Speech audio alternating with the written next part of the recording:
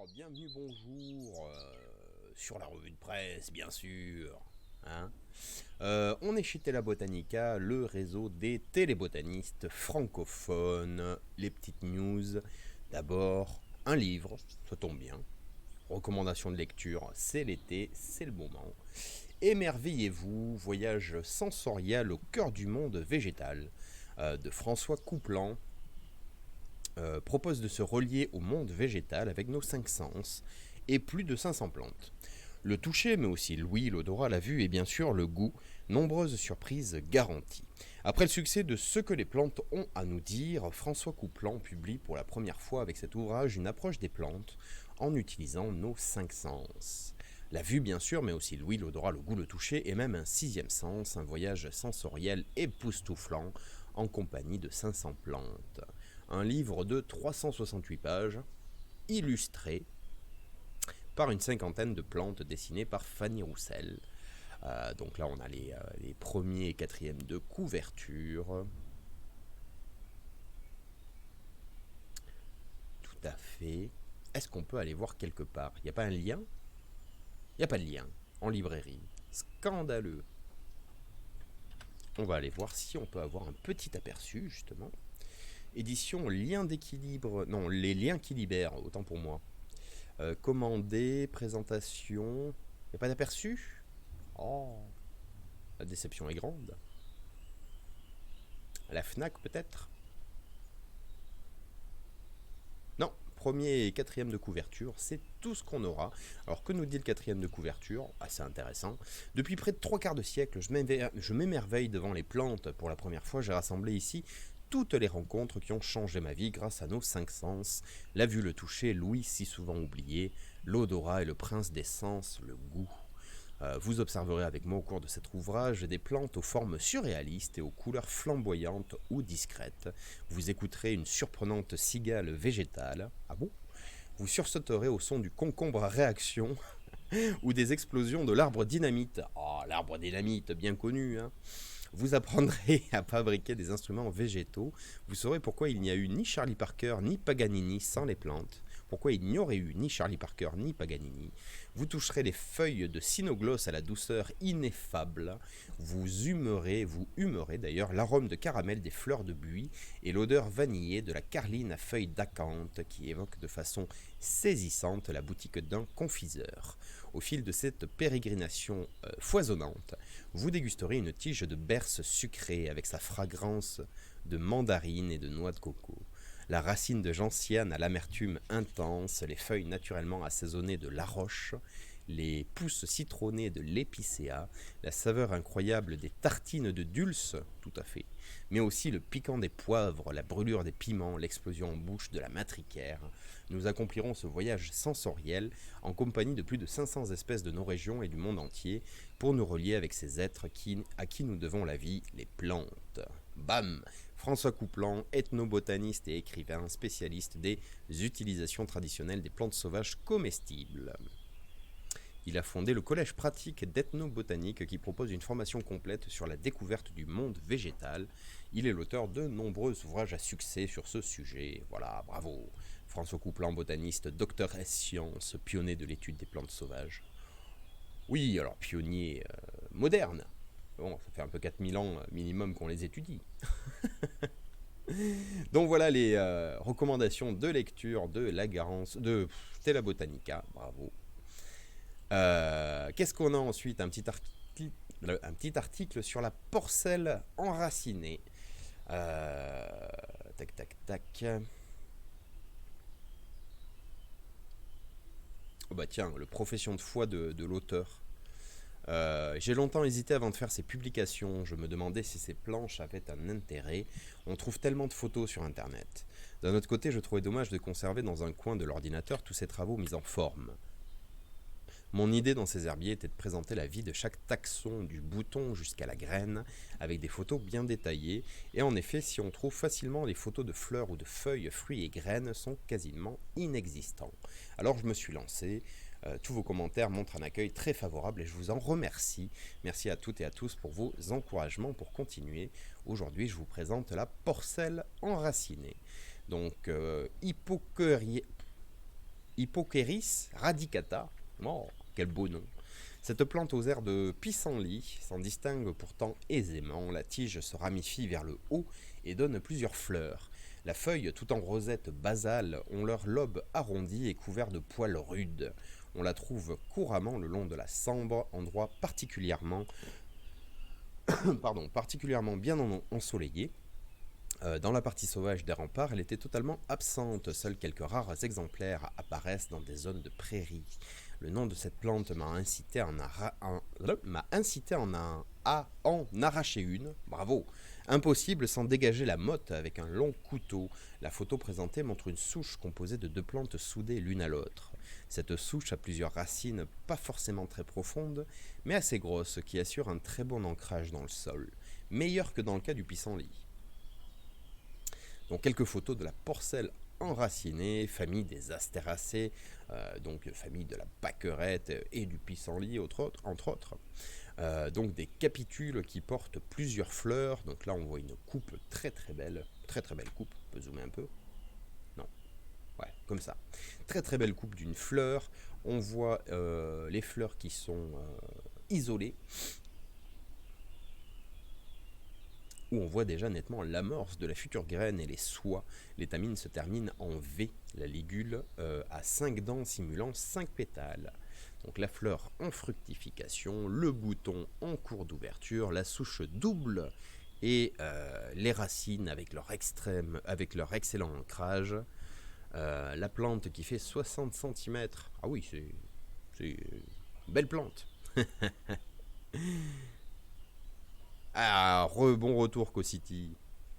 Des feuilles en rosette basale avec des poils rudes, les akènes en fuseaux striés surmontés d'une tigelle et d'une aigrette de soie plumeuse.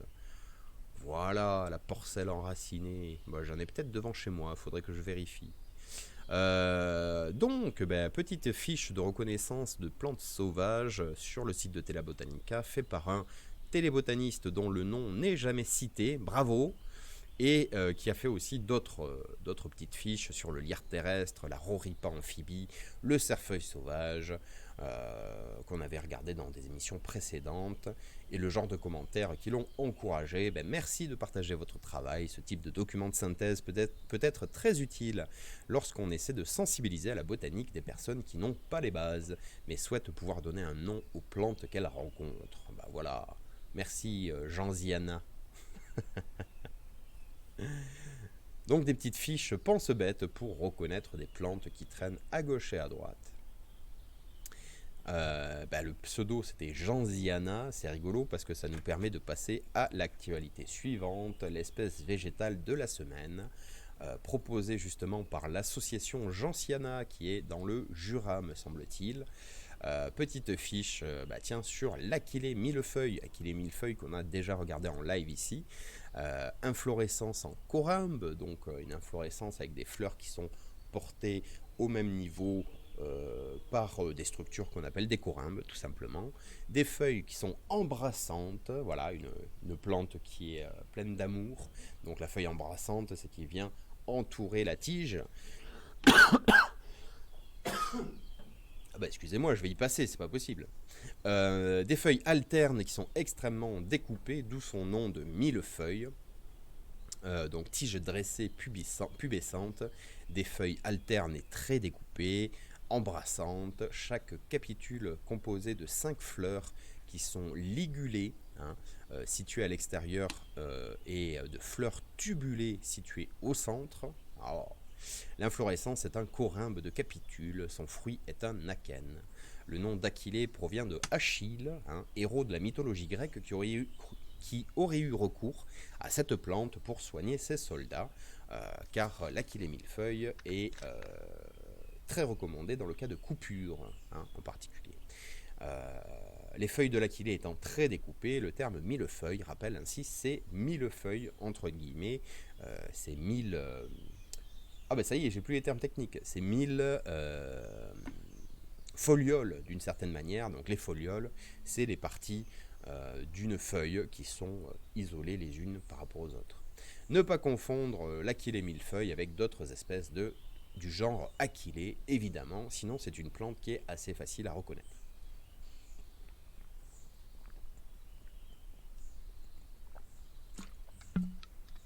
de par les caractéristiques de ces feuilles, principalement d'ailleurs.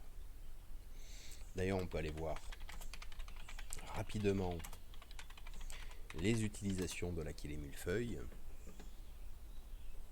Ah, on va aller voir sur la compagnie d'essence. Achillée millefeuille, idéal pour soulager les troubles féminins, cutanés, digestifs ou encore circulatoires, reconnu pour son action contre les blessures. Elle est également utilisée en cas de règles douloureuses ou irrégulières, d'endométriose, d'hémorroïdes ou de rhumatisme. Oh, parfait. Qu'est-ce qu'ils disent, passeport santé, tiens. Usage interne, stimuler l'appétit, soulager les troubles digestifs.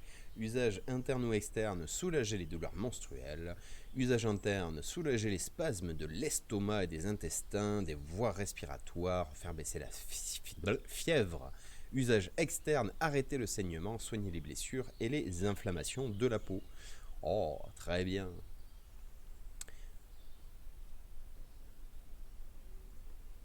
Ah, l'Achillée millefeuille tire son nom d'une légende voulant que vers 1200 avant notre ère, Achille, sur les conseils des centaures, l'ait utilisé pour soigner les guerriers blessés. Jusqu'au 19e siècle, les soldats l'ont employé pour arrêter le sang des blessures, prévenir l'infection des plaies et en accélérer la cicatrisation, d'où son nom d'herbe militaire. L'Achillée millefeuille a été employée en Asie, en Europe et en Amérique du Nord. À peu près toutes les traditions populaires ont fait état de ses propriétés cholérétiques. Bloqué. Mais cholérétique, il me semble bien que c'est la capacité à arrêter le saignement. Ah non, qui stimule la sécrétion de la bile. Ah bah voilà. Je me trompe. Antiseptique, décongestionnaire, antispasmodique, astringente, resserrer les tissus animaux, cicatrisante et coagulante. Dans l'est du Canada, les Micmacs, les Malécites et les Abénaquis et les Algonquins utilisent encore pour soigner la fièvre et le rhume, entre autres maux. Son amertume caractéristique en fait un ingrédient de choix pour la composition d'un grand nombre de préparations toniques, les vins, les alcools aromatisés, les tisanes, les salades agrémentées de fleurs de la plante et diverses autres préparations dont certaines subsistent encore en Europe. Incroyable. La recherche médicale et pharmacologique moderne s'est peu intéressée à l'Achillée millefeuille. Cependant, on a découvert dans la plante pas moins de 82 constituants. Ces principes actifs pourraient expliquer les propriétés que les diverses traditions lui ont attribuées.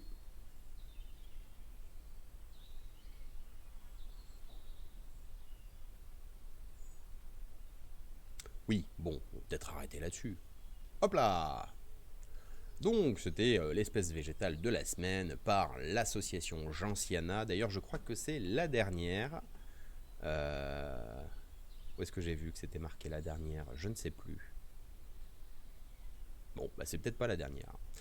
Un petit appel à projet participatif parce que Tela Botanica, ce sont des gens qui participent, hein, et vous pouvez participer aussi, contribuer à l'Observatoire des Messicoles. Qu'est-ce que c'est les Messicoles? C'est toutes les plantes qui sont liées aux cultures agricoles.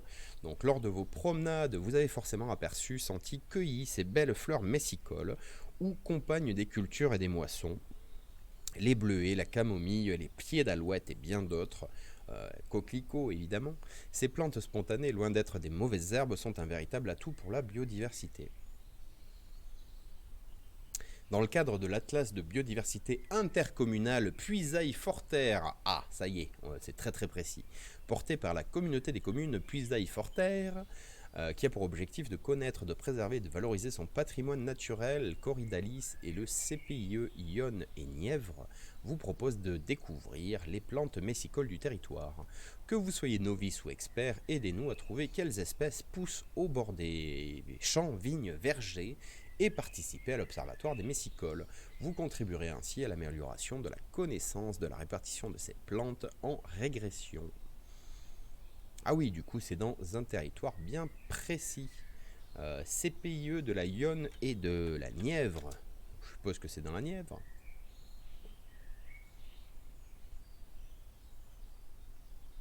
Saint-Sauveur en Puisaye.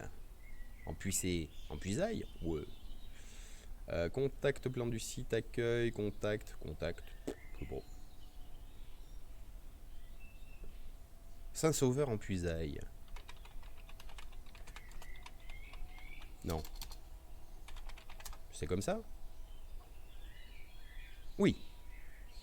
Alors on est où? On est dans un triangle Paris-Bourges-Dijon, Paris-Auxerre, Paris-Bourges-Auxerre, on va dire ça. Bon, à côté d'Auxerre. Ah, le musée Colette, magnifique. Mais il n'y a pas beaucoup de forêt dans votre coin. C'est triste. Mais par contre, ça explique qu'il y a plein de messicoles et un programme sur les messicoles. Puisque si on est dans une zone qui est peu forestière, je suppose qu'on est dans une zone qui est très agricole. Mais bon.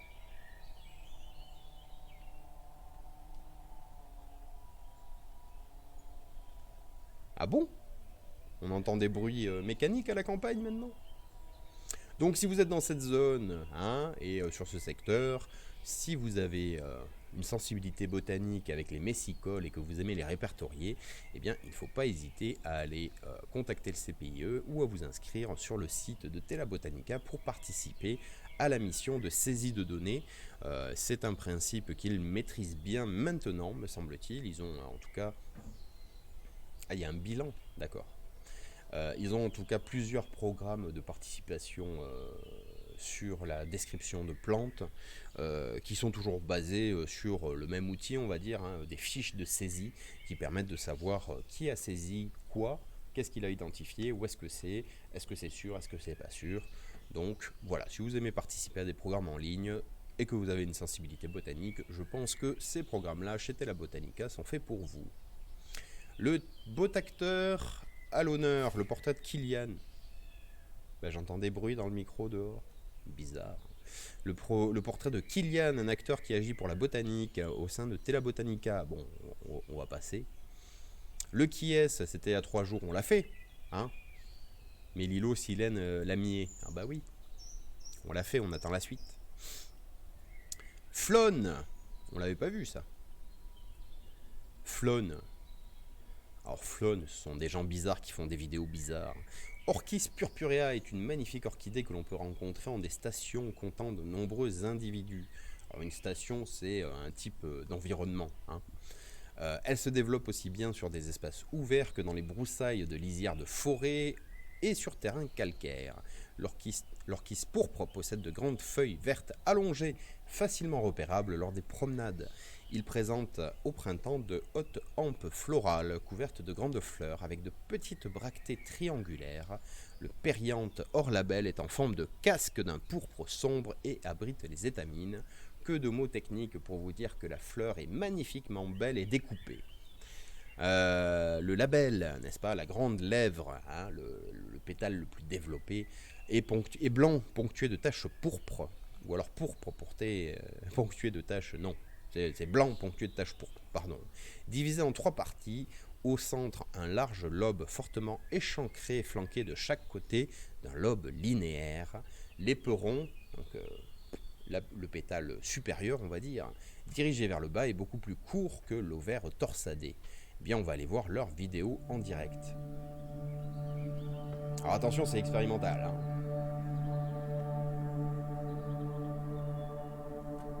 Donc là, on est sur typiquement des prairies sèches à orchidées, me semble-t-il.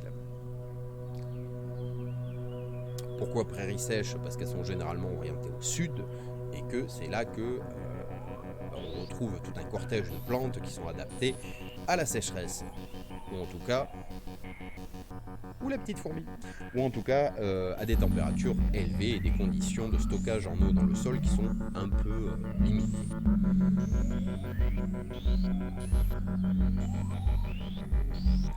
Vous n'avez pas le son? Si.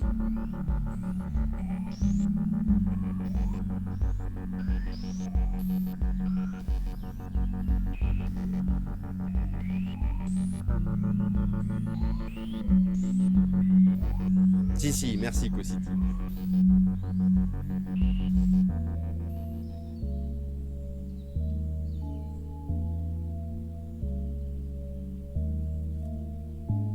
Ah bah, elle a bien grandi.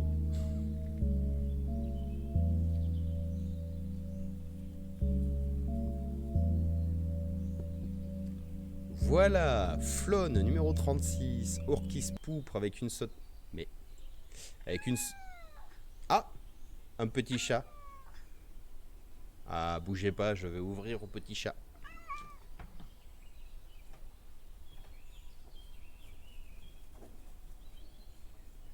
Bon, oui, chouchou, c'est fermé.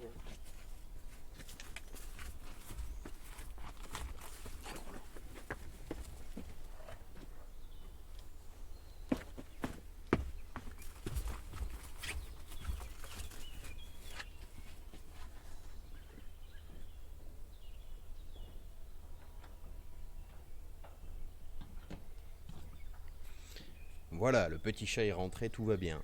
Donc je disais, numéro 36 de Flow, Orchis purpurea, Orchis pourpre avec une sauterelle et une fourmi, filmé entre avril, le 27 et le... Entre le 27 avril et le 22 avril, ils ont filmé à compte à rebours dans le temps, j'adore. Observation, image et montage de Gilles Triboulet. Merci Gilles d'avoir pris du temps sur une semaine pour filmer les différents états de l'Orchis purpurea, puisqu'on a pu la voir en fleurs, mais aussi on a pu voir des fruits qui ont commencé à se développer. Donc vous pouvez retrouver Flone sur YouTube et sur Facebook.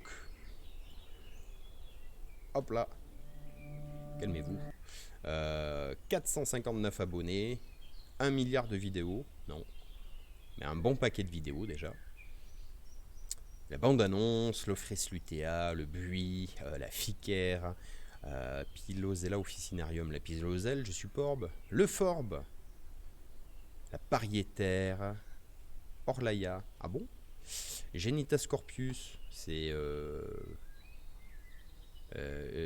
genet scorpion, j'ai un doute. Genet épineux, tout simplement. Voilà. Des hors-séries. Ah bon? Encore des... ah bah la mauve. L'Imantoglossum, donc encore une orchidée. L'Anacanthis pyramidalis, encore une orchidée. Hein. La Digitalis lutea, la digitale jaune, mais qui est blanche, me semble-t-il. Enfin les fleurs en tout cas. Aphilantes montpelliensis. Oh, si vous la connaissez, vous comprenez pourquoi je fais oh. Les sédums, Prospero autumnale, je connais pas ça. Le narcisse, Rosa canina, l'églantier évidemment. Donc tout un tas de choses à découvrir et leur page Facebook, c'est fini oui, qui contient aussi toutes les vidéos tout simplement. Bah oui, c'est pas mal, Flone. Des gens un peu bizarres qui parlent de botanique. Enfin, qui parlent pas, qui montrent de la botanique. Signalez vos observations de la berce du Caucase à travers la mission Flore. En 2019, Tela Botanica a lancé une nouvelle mission Flore en partenariat avec l'ANSES, l'Agence nationale de la sécurité sanitaire. Ah bah voilà, elle est où la définition? Variole du singe, non merci.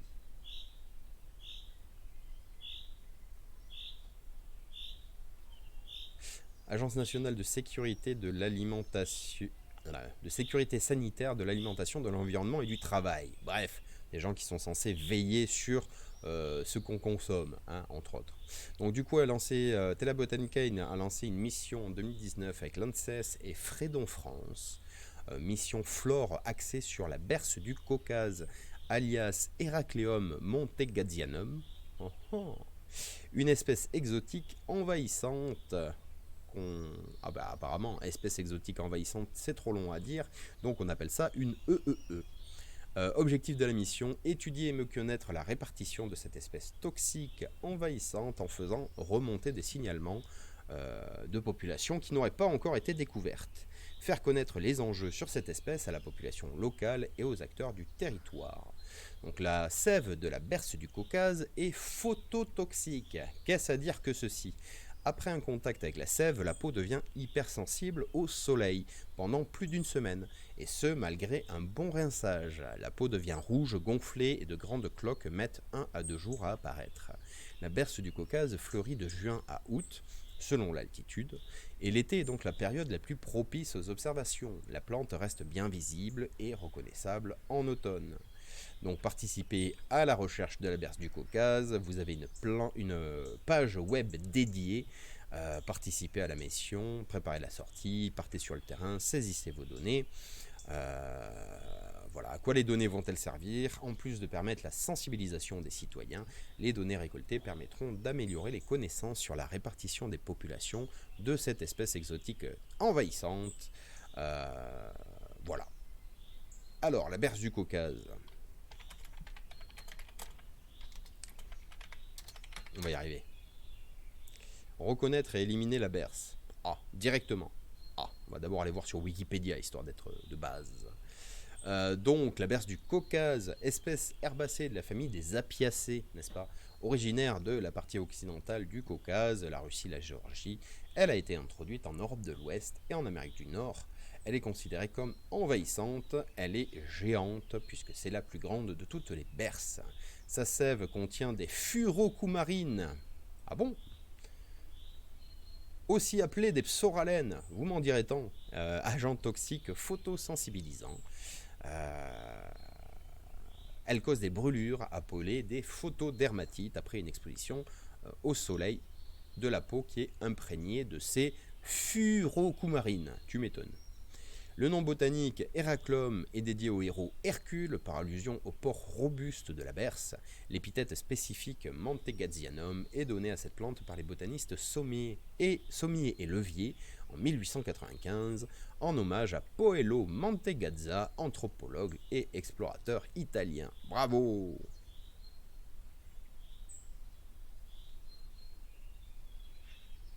Ah oui! Ah oui, quand on dit que c'est une plante géante, mais c'est un montage, c'est pas possible. Mais à ce niveau-là, on est proche du bambou. Incroyable. Monsieur, vous allez brûler en enfer.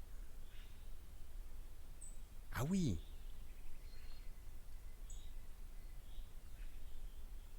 Elles mesurent souvent plus d'1 mètre et peuvent atteindre 3 mètres en longueur et jusqu'à 1,7 mètre de largeur. Ah bon? La tige principale est creuse avec un diamètre de 4 à 10 cm plus ou moins cannelé. Oh, incroyable. Alors c'est très joli, mais c'est envahissant parce que ça adore évidemment les cours d'eau, les zones humides et ça se développe extrêmement bien. Et en plus, c'est une plante qui est toxique dans le sens, le pire sens qu'on puisse connaître. Il suffit de la toucher pour en avoir des effets secondaires, pas immédiatement, mais à cause du soleil. Oh, des brûlures chimiques. Ah, quel bonheur. Vous avez vu Fight Club? Vous vous souvenez des brûlures chimiques? Donc voilà, la berce du Caucase, si vous voulez participer, encore une fois, et si vous en avez observé proche de chez vous. Qu'est-ce qu'on a ensuite?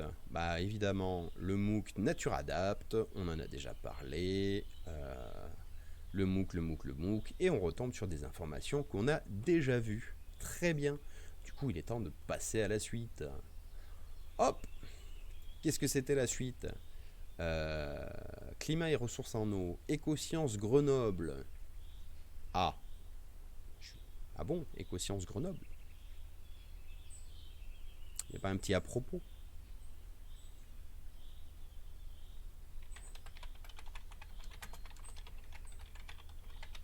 Non.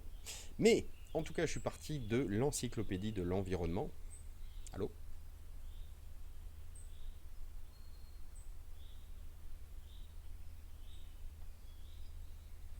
Voilà, on va y arriver.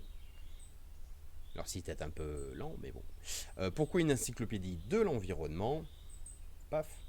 Parce que l'environnement est un sujet immense qui recouvre les milieux terrestres, l'air, l'eau, le sol, les conditions offertes à la vie, le climat, la biodiversité des écosystèmes, mais aussi les interactions avec l'homme. Du coup,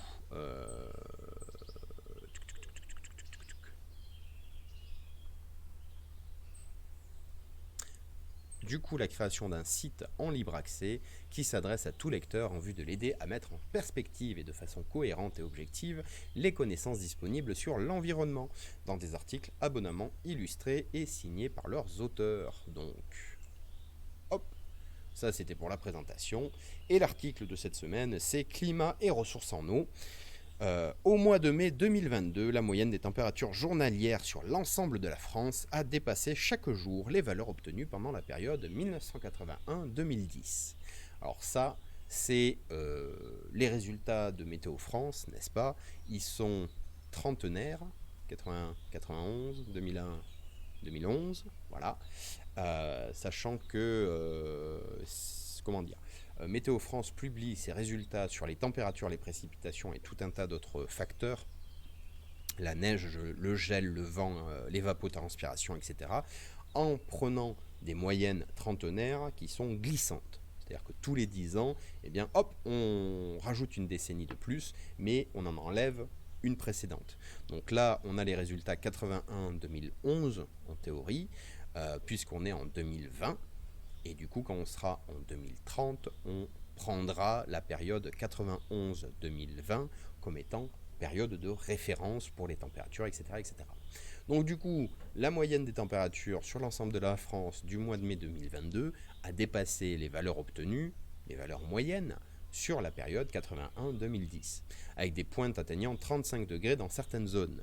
Cette situation alarmante amène à revenir sur cette conclusion du GIEC, formulée dans le rapport Le changement climatique et l'eau. Les sources d'eau douce auront à souffrir gravement du changement climatique avec de grandes répercussions sur les sociétés humaines et sur les écosystèmes. Alors, pourquoi c'est normal que la comparaison entre les températures de maintenant et les moyennes entre 81 et 2010, que ça montre de grosses disparités? Tout simplement parce que l'impact du réchauffement climatique commence à peine à se voir sur les résultats depuis le début des années 2000. Donc quand on prend 81-2000, c'est la norme en fait de référence. 2000-2010, ça va être là qu'on voit les premières perturbations arriver. Et quand on fait la moyenne sur 2/3 de normes, entre guillemets, et 1/3 de perturbations, forcément, on a encore des résultats qui sont plutôt normés. Là, on est rentré dans la phase perturbation, les deux pieds en avant, j'ai envie de dire. Donc forcément, on aura moins de différence entre en 2030, quand on fera la comparaison 91-2020, puisqu'il y aura plus de perturbations que de normes, si vous comprenez ce que je veux dire. Alors, l'article propose où en sommes-nous? Toutes les simulations des modèles climatiques conduisent à suggérer qu'au milieu de ce siècle, les zones de basse et moyenne latitude, notamment l'Europe et le bassin méditerranéen, devraient être soumis à un double processus hydrologique. D'une part, une augmentation des épisodes de fortes précipitations, avec des précipitations intenses en hiver, voire de fortes crues, et d'autre part, des épisodes croissants de sécheresse estivale. L'anomalie de température observée en mai 2022, supérieure à 3 degrés, classe ce mois comme le plus chaud depuis 1950. En outre, depuis janvier 2022, l'absence de pluie dans le sud-ouest génère des déficits supérieurs à 20% par rapport aux moyennes sur la période 1981-2000. Le dernier bulletin de l'Office mondial de météorologie montre qu'avec une probabilité de 93%, la température de la période 2022-2026 devrait être supérieure à celle des 5 dernières années et le régime des précipitations bien plus faible pour le sud-ouest de l'Europe. Alors, quelles seront les conséquences? Les manifestations visibles des risques induits par cette température élevée sont la sécheresse des sols, évidemment, la diminution du débit des rivières, la fonte des glaciers, ainsi qu'un effet encore plus important et trop souvent sous-estimé, ainsi qu'un effet encore plus important et trop souvent sous-estimé, qui est l'abaissement du niveau des nappes souterraines. Cet abaissement représente en France une réserve de 2000 milliards de mètres cubes, nous voilà bien avancés, et de près de la moitié des prélèvements, dont 70% pour l'agriculture. Une partie seulement de ces nappes sont réalimentées par la pluie, le complément provenant des eaux fossiles non renouvelables. Ah bon ? De ce fait, il est inéluctable que sans modification profonde des pratiques agricoles, on devrait s'attendre à un épuisement de la ressource en eau accompagné d'un accroissement des conflits d'usage concernant la gestion de ces ressources au niveau des bassins. Quelle quantité garder pour l'irrigation, donc quel type de culture plus sobre en termes de besoins en eau développés, pour maintenir les débits réservés des cours d'eau, et donc pour préserver les écosystèmes, la biodiversité et répondre aux demandes des fédérations des pêcheurs. Ah bon? Pour couvrir les besoins de l'industrie, en particulier le refroidissement des centrales nucléaires, et bien entendu pour répondre aux besoins des particuliers comme la consommation domestique qui avoisine les 250 litres par jour et par personne, l'entretien des jardins, des piscines, etc. Alors, faites comme moi, lavez-vous une fois par semaine, vous descendez largement les 250 litres par jour et par personne. La toute récente carte de territoire montre le risque de sécheresse pour cette année 2022, carte qui a été publiée par le ministère de la Transition écologique. Donc évidemment, c'est une carte qui est absolument imbitable. Niveau de risque très probable, probable, possible. Nous voilà bien avancé. Ouais, salut Cocity, le travail t'appelle. Eh bien écoute, bon travail, merci pour le live, pas de souci, c'est avec plaisir. Du coup, une carte imbitable parce qu'il y a 3 niveaux de risque qui est jaune à rouge, de très probable à possible. Donc, comment dire? Si quelqu'un est capable de m'expliquer la différence entre c'est très probable ou c'est possible, c'est une question de statistique, je m'en rends bien compte, mais j'ai l'impression que tout le monde est concerné. Bref. Alors ensuite des petits codes couleurs, arrêtés préfectoraux de restriction de l'usage de l'eau, débit, ça je ne sais pas ce que c'est, eau souterraine, d'accord, déficit, ok, sécheresse des sols, prévision, et suivi ONDE des ASEX, ruptures ou baisse des écoulements observés sur le département. Bon. Pourquoi quand je scrolle, la carte change d'état? En tout cas, ce qu'on voit, c'est que, évidemment, le sud-est, il y a des sécheresses et des manques d'eau qui sont très probables. Plus surprenant, la partie Vendée, on va dire, et Sud-Bretagne, qui est aussi concernée. Mais dans l'ensemble, si on prend les critères de niveau de risque probable et très probable, eh bien, on a la quasi-majorité, ouais, 75% de la France qui est concernée par un manque d'eau cet été. Bon appétit, bien sûr. Les besoins en eau virtuelle, au-delà de ces aspects visibles concernant ce que l'on peut qualifier d'impact sur le bilan des ressources mesurables, une autre conséquence socio-économique importante des risques de sécheresse concerne les transferts par eau virtuelle. Cette expression s'oppose à l'eau bleue, expression désignant l'eau qui tombe puis s'écoule dans les rivières et les nappes, soit à peu près 32% du cycle de l'eau. Chaque produit, qu'il soit alimentaire, un bien de consommation, par exemple le textile, ou un bien industriel, par exemple l'acier, nécessite pour sa production une certaine quantité d'eau qui est cachée au consommateur, qui est désignée comme une eau virtuelle et qui est calculée sur l'ensemble du cycle de vie du produit. L'exemple le plus connu est celui de la viande de bœuf. 1 kg de steak correspond environ à 15 000 litres d'eau. Cette valeur incluant l'eau nécessaire à l'élaboration du fourrage, à l'abreuvage, au nettoyage des étables, des machines de traite et des abattoirs. Il en résulte de ce concept que l'importation en masse de certains produits, notamment des céréales ou des fruits, peut conduire à un épuisement des réserves en eau des pays producteurs lorsque ceux-ci sont soumis à des sécheresses importantes. Un cas d'école est la production d'amandes, l'un des fruits les plus demandeurs d'eau. Il faut environ 5 litres d'eau pour produire une amande. Voilà, ça c'est histoire de vous culpabiliser si vous aimez les amandes. Ce qui met en évidence le conflit entre volet économique et impact environnemental de l'exportation massive de ce fruit depuis la Californie. Cet État est chroniquement soumis à des périodes de sécheresse de plus en plus intenses. Aucune pluie de décembre 2011 à mars 2016 dans la vallée centrale. Ça fait quand même 5 ans sans pluie. Hein, mais pour des raisons de profit à court terme, la culture d'amandes est devenue très largement majoritaire avec une production annuelle de 1,3 milliard de tonnes de fruits, dont une exportation très lucrative de 615 millions de tonnes.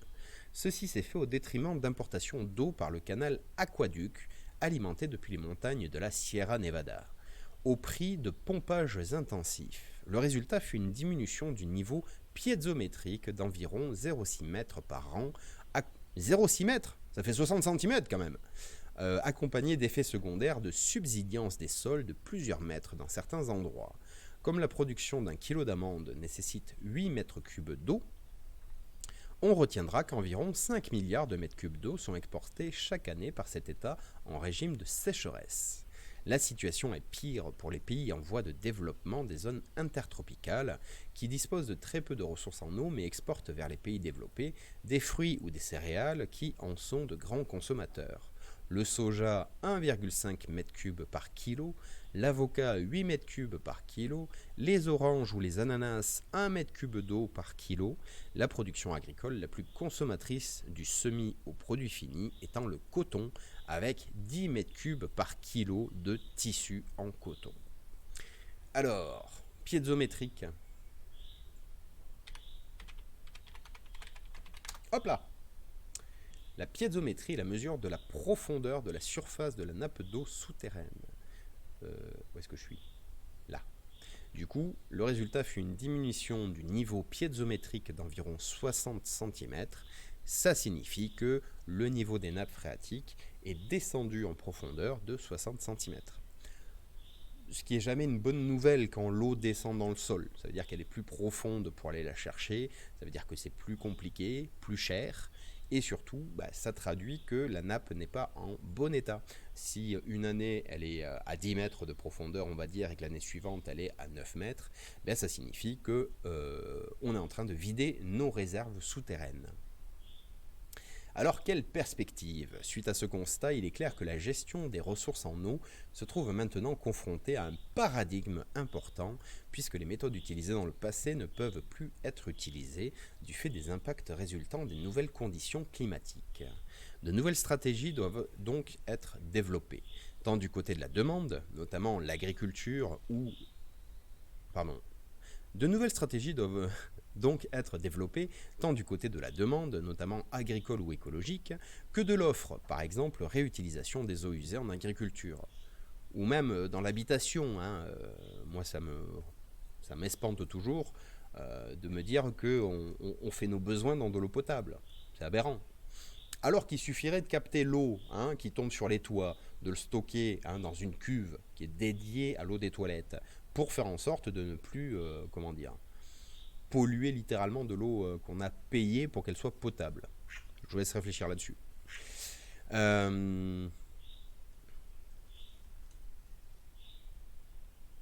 Oui, du coup, de nouvelles stratégies doivent être développées en parallèle avec toutes les mesures susceptibles de conduire une limitation du réchauffement climatique, en particulier via la transition énergétique. Voilà, donc ça c'est une conclusion qui ouvre vraiment très largement, puisqu'on n'a pas de perspectives et de conclusions concrètes, mais plus des grands principes comme nouvelles stratégies, réutilisation des eaux usées, c'est un peu plus concret, mesures susceptibles de conduire à une limitation du réchauffement climatique, c'est très très vaste. Voilà, un petit article pour vous mettre de bonne humeur. Le réchauffement climatique est en route, il va falloir s'y adapter. Maintenant, est-ce qu'on va être capable de réagir assez rapidement ou pas? C'est le cœur de la question. Tic tic tic. Qu'est-ce que j'avais prévu d'autre? Oui, quelle heure est-il? 8h43, parfait. On va aller faire un tour du côté des éditions Quai, n'est-ce pas? Avec deux petites nouveautés. Qu'est-ce que c'est? Ouais, on va commencer peut-être par celui-là. Les nouveaux e-books en open access, donc forêt et changement climatique, comprendre et modéliser le fonctionnement. Tiens, je ne l'ai jamais validé ça, tiens, on va changer. Hop là! Autant pour moi. Qu'est-ce que je disais? Oui, forêt et changement climatique, comprendre et modéliser le fonctionnement hydrique des arbres. Face au changement climatique, la sécheresse est un risque majeur auquel les forêts sont confrontées. L'ouvrage présente les connaissances de base du fonctionnement hydrique des arbres. Donc ça, je l'ai téléchargé en direct la dernière fois. Alors, la dernière fois, je ne sais plus quand c'était peut-être vendredi dernier, où on a jeté un coup d'œil. Donc, livre gratuit. Vous accédez au téléchargement. Boum, vous cliquez sur télécharger, vous aurez même une facture qui vous confirme que vous n'avez rien payé pour y avoir accès, et de fait, où est-ce que ça se trouve? Hop, est-ce que je l'ai mis là-dedans? Ah ça y est, je l'ai perdu. Non, c'est pas celui-là.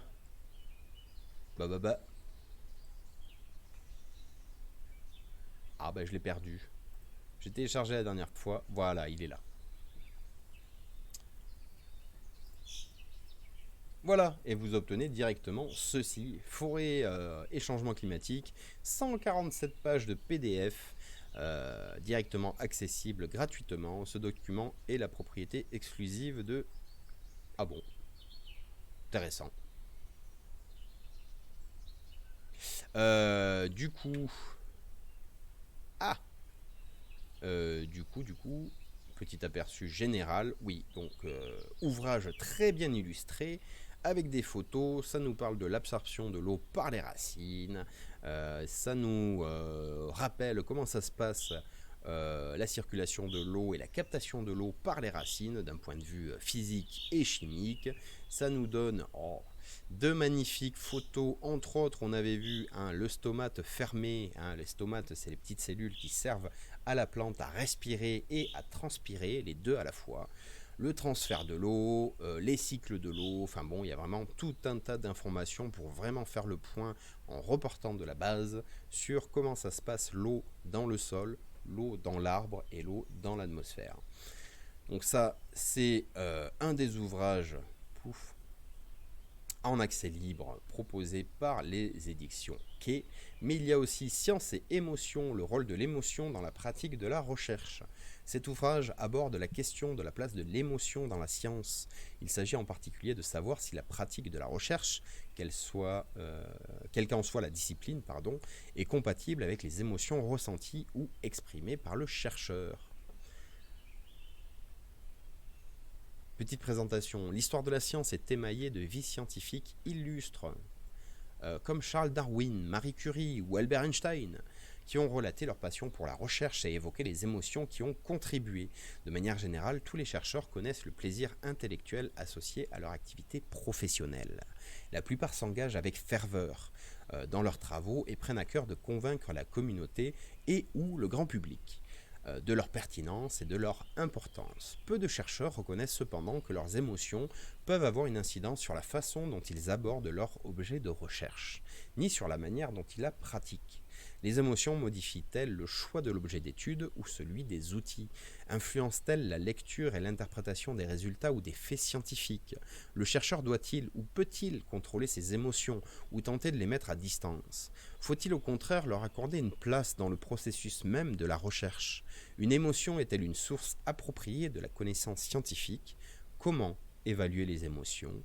C'est à toutes ces questions que cet ouvrage propose de répondre. Du coup, à travers un sommaire qui est organisé en mode l'âge d'or de l'émotion, l'émotion une force de transformation de la science, portrait sensible de chercheurs, et comment évoluer et mobiliser l'émotion du chercheur.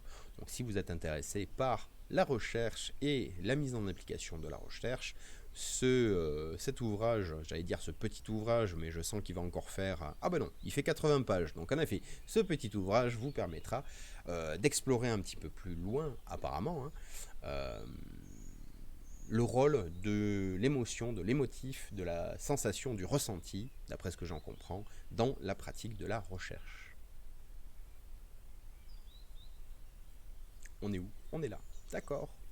La fabrique de l'agronomie de 1945 à nos jours.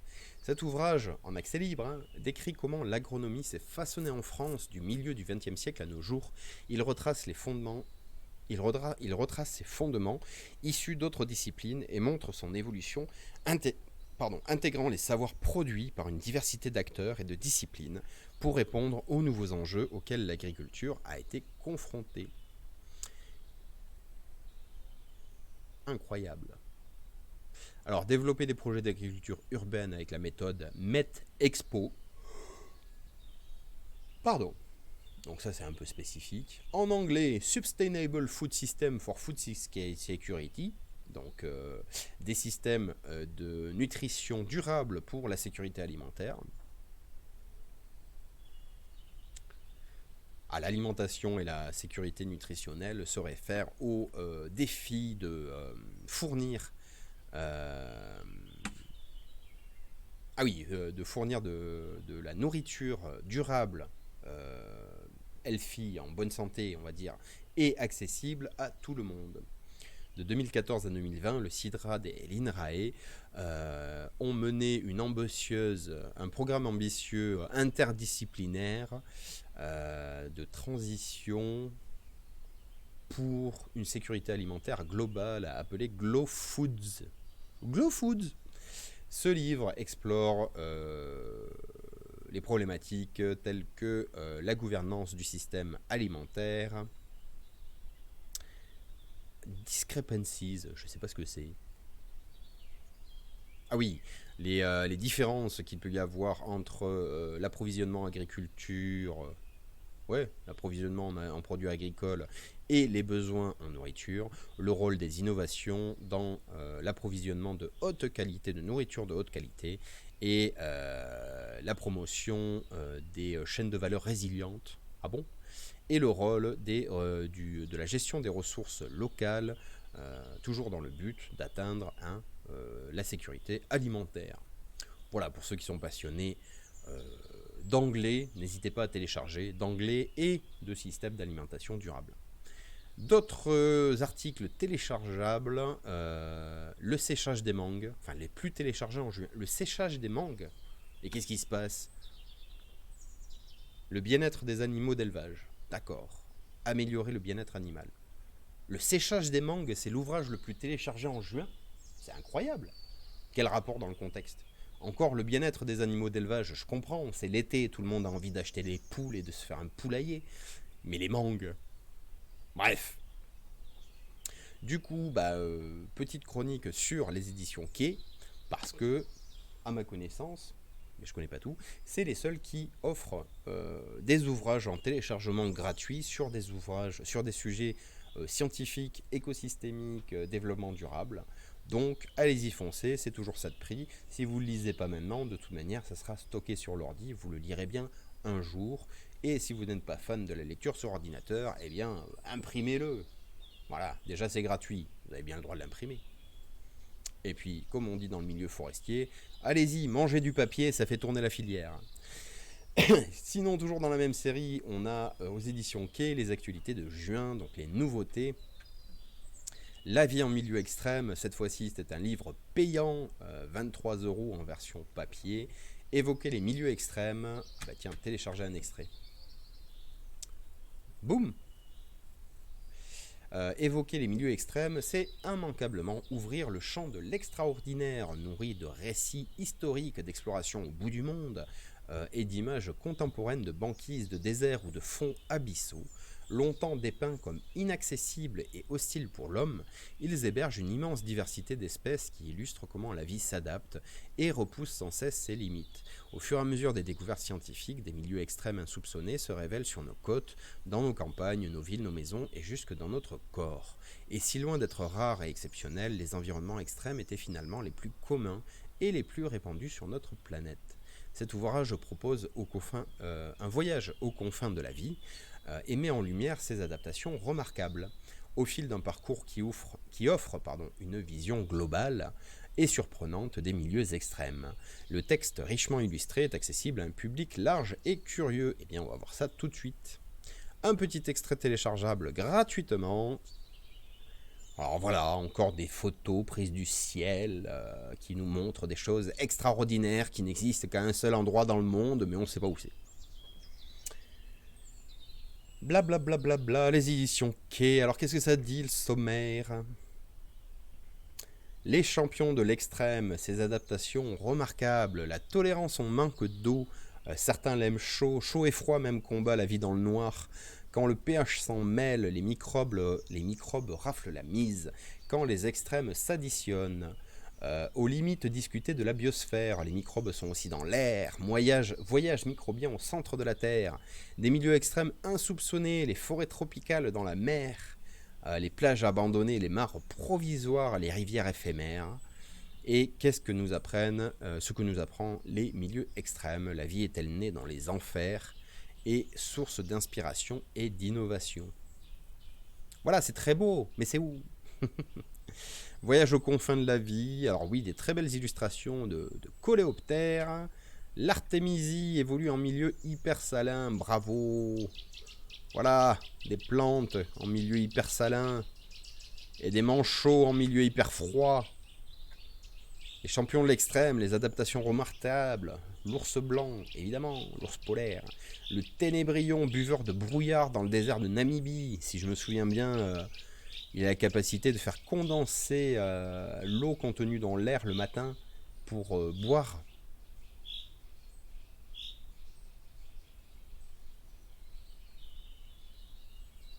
Une fois sur la crête, il tend ses pattes en arrière, baisse la tête, déploie ses ailes, puis reste ainsi incliné, immobile.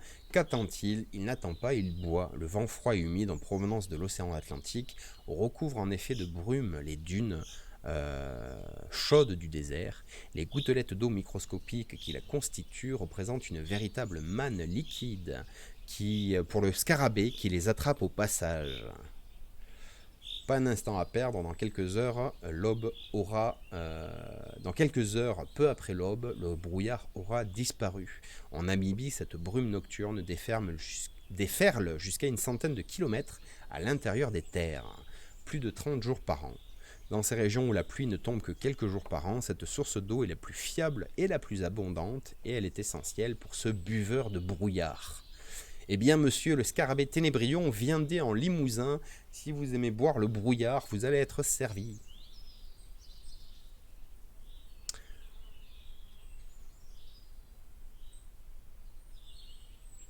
Oh, le rat kangourou ne boit jamais. Comment ça?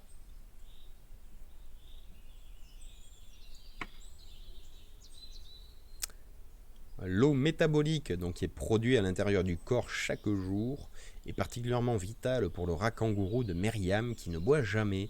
Dans le désert de Sonora, l'animal ne peut compter sur des sources d'eau de boisson. Il dépend exclusivement de sa nourriture pour lutter contre la déshydratation. Les plantes et les insectes dont il se nourrit lui apportent directement environ 60% de ses besoins en eau et les 40% restants sont donc obtenus par la production d'eau métabolique. De plus, quand l'eau est rare, on l'économise et le rat kangourou est un champion dans ce domaine. L'eau nécessaire à l'évacuation de ces déchets est en effet réduite au maximum. Ah, elle est réduite au minimum ou elle est réduite au maximum? Son urine est jusqu'à 100 fois plus concentrée que la nôtre et ses fesses ne contiennent qu'une quantité d'eau négligeable. En absence d'eau potable dans le désert, le rat kangourou s'est donc adapté. Sa survie tient à ses capacités à produire son eau lui-même et à l'économiser. Comme on le voit chez les animaux du désert, le maintien de l'équilibre hydrique met en jeu différentes stratégies coordonnées. Récupérer de l'eau atmosphérique, consommer des aliments gorgés d'eau, produire de l'eau métabolique ou encore économiser son eau. D'accord. Des plantes grasses qui s'acidifient la nuit. D'accord.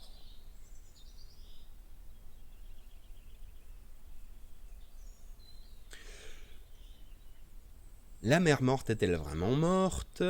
Oh. D'accord. Bah, en effet, c'est très bien illustré. Ça a l'air très complet. C'est pas tout à fait gratuit. Mais si vous êtes intéressé par la vie en milieu extrême et à quel point il n'y a pas que nous, les êtres humains, qui nous sommes multipliés et qui nous sommes adaptés aux différents environnements de la vie. Et d'ailleurs, quand on se compare, il y a des fois, on est bien obligé d'admettre que on n'est pas l'espèce qui s'est adaptée aux milieux les plus extrêmes, même si on peuple à peu près toute la planète. D'accord. Quoi d'autre? Donc la forêt et changement climatique, on l'a vu. Élevage de crevettes d'eau douce en Europe pour des pratiques éco-responsables. Très bien, si vous êtes fan de l'élevage de crevettes, n'hésitez pas. Science et émotion, c'est gratuit, on l'a vu. La fabrique de l'agronomie de 45 à nos jours, pareil, c'est gratuit. Les projets d'agriculture urbaine avec la méthode Metexpo, pourquoi pas. Et on retombe sur Sustainable. Sinon, récompense pour 2 ouvrages des éditions Quai, n'est-ce pas?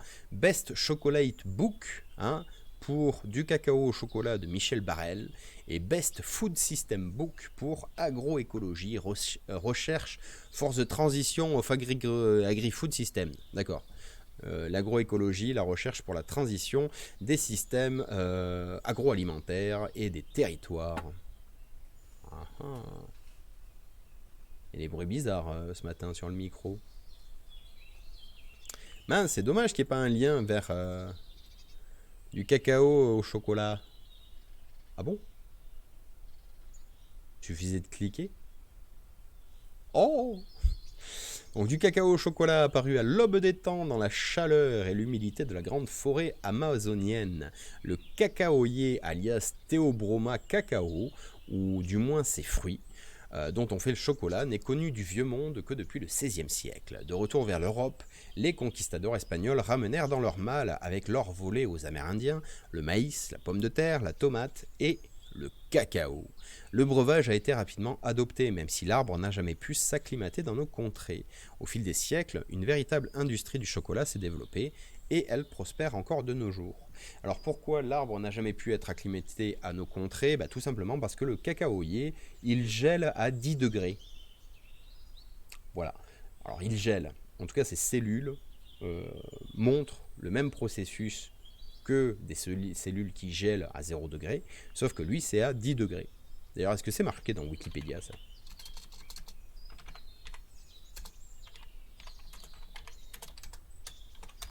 Cacaoyer gèle 10 degrés?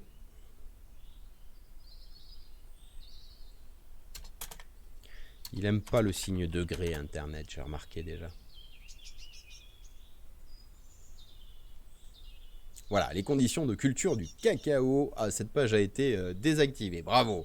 La moyenne des minima quotidiens doit être supérieure à 15 degrés sans jamais descendre au-dessous de 10 degrés. Bon, croyez-moi sur parole. Cet ouvrage nous emporte dans un voyage autour du monde à la découverte de la culture du cacao et de ses transformations. Tour à tour, nous côtoierons les petits planteurs, les marchands, les négociants, les chocolatiers, puis les nutritionnistes et les faiseurs de lois. Nous dévoilerons leurs secrets et leurs directives. Nous nous ferons chimistes pour explorer les molécules de l'arôme et les suivre pendant la fermentation et la torréfaction des fèves. Enfin, nous apprendrons à déguster le chocolat et à distinguer les différents terroirs. Ah bon? Ce livre émaillé d'anecdotes vécues. J'ai téléchargé ou pas l'extrait? Hop là. Ce livre émaillé d'anecdotes vécues par l'auteur nous invite à découvrir la grande histoire du chocolat, l'épopée d'une gourmandise nommée nourriture des dieux.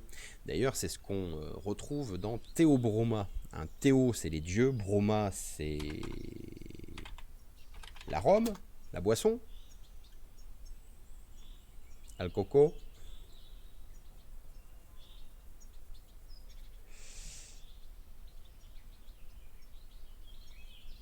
Nourriture, aliment, broma. Donc théobroma, nourriture, aliment des dieux. Incroyable. Et cacao, parce que ça vient du Quechua cacahuatl. Donc wattle, c'était compliqué pour les Espagnols. Donc cacaoua, cacao. Magnifique. Ah, vous voilà bien avancé. Cette nouvelle édition nous offre un supplément un cahier de recettes pour un repas complet au chocolat et un quiz KO pour tout savoir du cacao et du chocolat. Et moi, je vous invite à faire la recette du cacao par les Aztèques, où il n'y a que très peu de... Il n'y a pas de lait. Je me souviens plus s'il y a du lait. En tout cas, dedans, il y a du piment. Cacao, piment, vanille, que du bonheur. Alors l'extrait, pour qu'on aille voir ça un petit peu. Est-ce que c'est bien illustré, justement? Du cacao au chocolat, tac tac. Allô? Alors c'est très bien illustré, on est directement dans les paysages. Les paysages naturels dans lesquels pousse le cacao. Donc Cacao Confidence, le cacao, la filière du cacao, le chocolat, le secret de la chocolaterie, l'homme et le cacao, la culture du cacaoyer. Oh yeah. Ah, des vieilles affiches. J'adore. Mon premier souvenir de chocolat, c'est à ma sœur Evelyne que je le dois, nous dit l'auteur. C'était le temps des goûters de 4 heures avec du pain, du beurre et une barre de chocolat ou une tartine saupoudrée de poudre de cacao. Ah. Ma sœur, elle, affichait un amour singulier pour les tablettes. Elle en mangeait par gourmandise et ne savait pas s'arrêter. Notre mère était persuadée qu'elle risquait la pire des crises de foie et elle cachait soigneusement les fameuses tablettes hors de portée, tout en haut d'une armoire. Ma sœur, prête à toute tentative, même périlleuse pour accéder à son péché mignon, découvrit la cachette et réalisa des échafaudages aussi ingénieux qu'instables. Le médecin de famille à qui notre mère avait confié ses inquiétudes eut ce diagnostic plein de bon sens. Mieux vaut manger un peu trop de chocolat que de risquer de se casser une jambe. Depuis ce jour, le chocolat est en libre accès dans la famille. Merci docteur.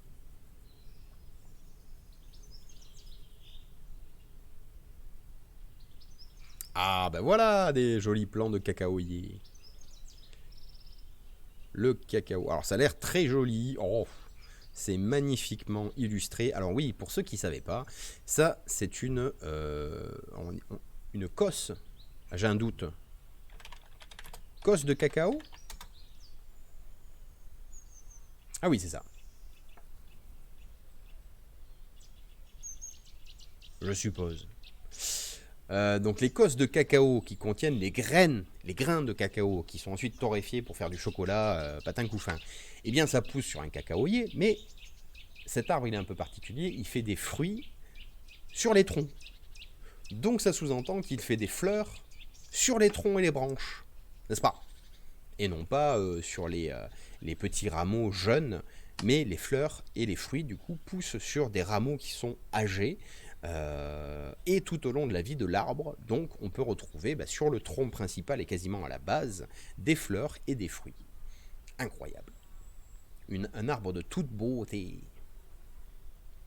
Criollo National Forastero, très bien, le cacao. Il y a vraiment des images à chaque page et ça j'adore. Oh, que c'est beau.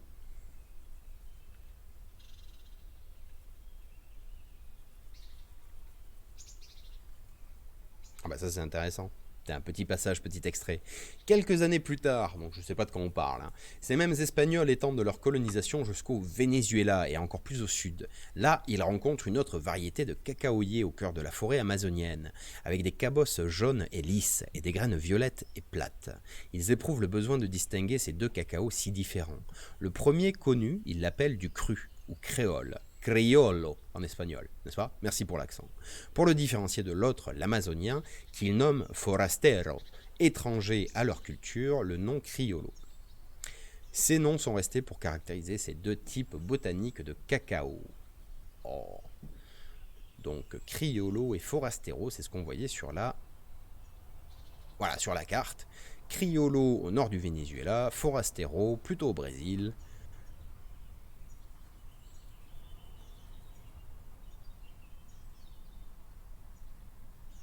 D'accord. Donc Criollo, c'est la région de Maracaibo au Venezuela que les Olmecs auraient pris les cacaoyers 1000 ans avant notre ère pour les introduire et les cultiver au Mexique et au Guatemala. National, c'est une variété qui a été domestiquée depuis 1635 et Forastero, c'est domestiqué depuis 1639 et introduit au Brésil en 1750. Comme quoi, ça fait pas longtemps qu'on a du chocolat dans le sang, hein. Ce qui explique peut-être pourquoi on est complètement accro. Quelle heure est-il? 9h08. Bon, j'ai un peu dépassé. Je vais faire une petite pause de 5 minutes. On revient pour la suite. Qu'est-ce qu'on va faire dans la suite? On va aller voir les actualités de l'ONF sur les différents festivals en lien avec la forêt cet été. Mais entre-temps, on va aller se faire un petit tour au Luxembourg. Pouf! Non, pause animée, voilà. Ah, déjà, est-ce qu'il fait beau dehors? Oui! Le soleil s'est levé. Enfin une belle journée. Oh.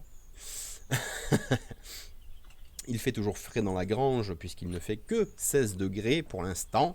Je pense que ça ne va pas tarder. Salut Gabail! Ah bah oui, mais t'arrives pour la pause aussi, qu'est-ce que tu veux que je te dise? Pourquoi il y a ça qui est marqué? Je ne sais pas. Je ne sais pas, je ne sais pas pourquoi c'est marqué. Voilà, ça s'enlève, tout va bien. Donc je disais, on va aller faire un petit tour au Luxembourg. Voilà. Ah, très bien. Et bien Gabail, je te donne rendez-vous dans 5 minutes parce que je vais faire une petite pause nature. On reviendra avec, je ne sais pas si c'était là quand je l'ai dit, mais on reviendra avec des informations sur les festivals en forêt cet été. D'ici là, profitez bien d'un réveil dans le Luxembourg avec l'ambiance du Luxembourg. Pourquoi il ne s'est pas lancé le chronomètre? Ah bah voilà. Allez, à tout de suite.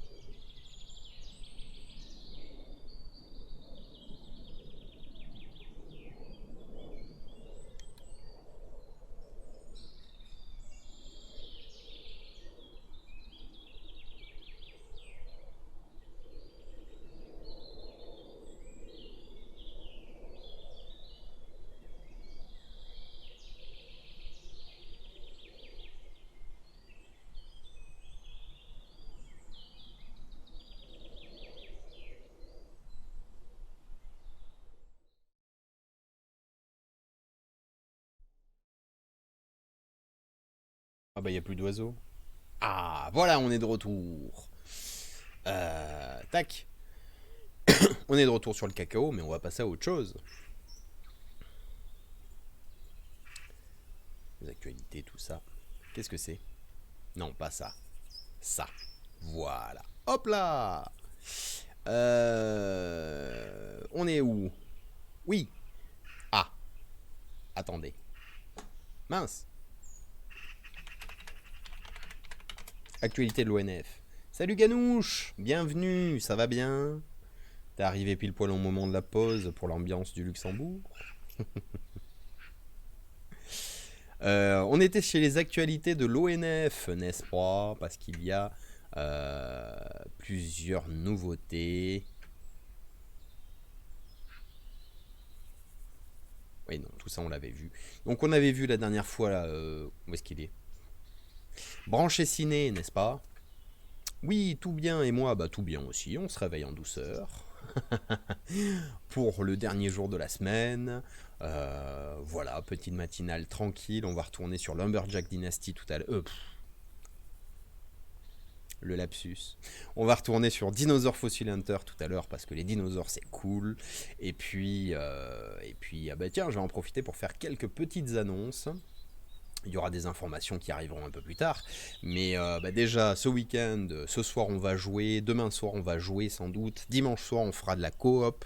Et à partir de pas ce week-end, mais le week-end prochain, en soirée, avant la partie jeux vidéo, on aura le retour de Marie Guiraud. Vous vous souvenez, celle, la docteure en abeille, qui va venir durant tout l'été une fois par week-end, nous faire une petite session science étonnante d'une certaine manière, des petites présentations rapides de 10 minutes, un quart d'heure, des petites discussions rapides derrière de un quart d'heure, grand maximum une demi-heure, sur des sujets de science étonnante.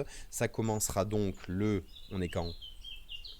Le week-end du 9 juillet et ça continuera jusqu'au week-end du 3 septembre, me semble-t-il. Donc un nouveau rendez-vous les week-ends pour la partie nature de la chaîne en soirée. Ça sera annoncé sur les réseaux sociaux, donc YouTube, pas du tout, Facebook, Twitter, Twitch. Et puis ben voilà, j'essaierai de battre un petit peu le rappel pour que vous soyez au courant de ça et que vous soyez présents, sachant que les vidéos seront évidemment mises sur YouTube, alors beaucoup plus rapidement que ce que j'ai pu faire ce dernier mois. Mais voilà, nouvelle séquence le week-end, parlons un peu nature en début de soirée avant de jouer à des jeux vidéo.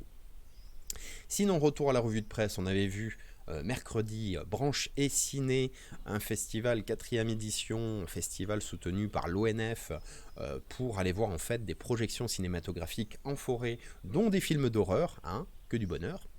Mais dans les actualités, on a l'appel à projet de création artistique en forêt domaniale de Vierzon et Destination Forêt avec l'ONF, les animations culturelles et forestières de l'été. Donc l'appel à projet c'est quoi?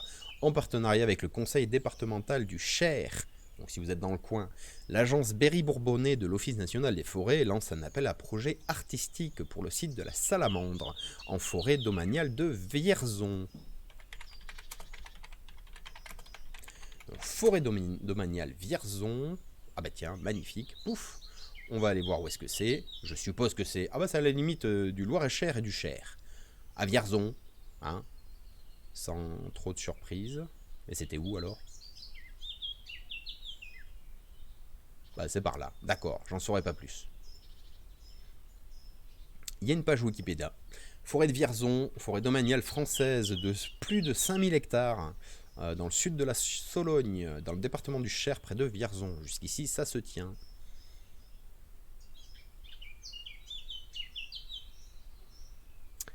Selon le document d'aménagement forestier de 1920,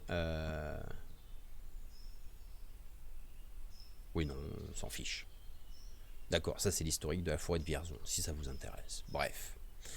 Du coup, dans le Cher, si vous êtes dans le coin, ou même si vous n'êtes pas dans le coin, hein, mais pour les étés 2023, 2024 et 2025, une nouvelle prestation artistique est recherchée, qui pourra prendre des formes diverses. Le thème doit être en lien avec la forêt et le site du sentier de la Salamandre.